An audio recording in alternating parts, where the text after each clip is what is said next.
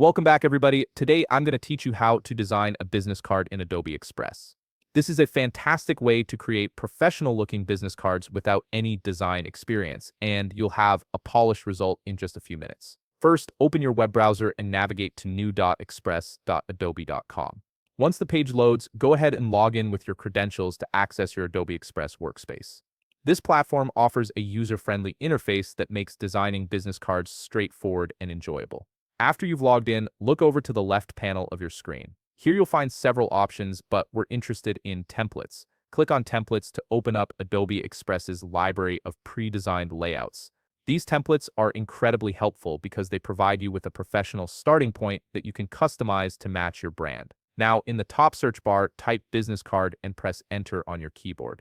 This will filter the results to show you only business card templates, saving you time from scrolling through unrelated designs. You'll see a variety of styles, from minimalist and modern to bold and creative. Browse through the available options and click on the business card template that catches your eye and fits your brand's personality.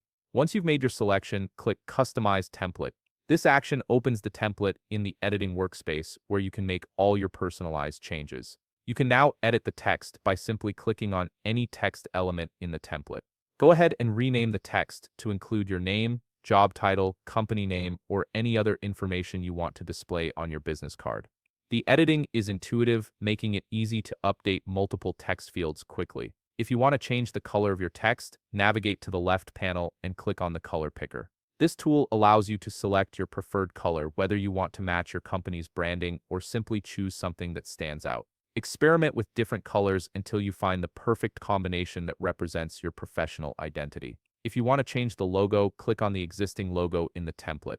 Then, in the top toolbar, click Replace. This gives you options for how you want to update the logo. You can click Replace with Upload if you have a specific logo saved on your device, or you can browse through your stuff, photos, and videos already stored in Adobe Express.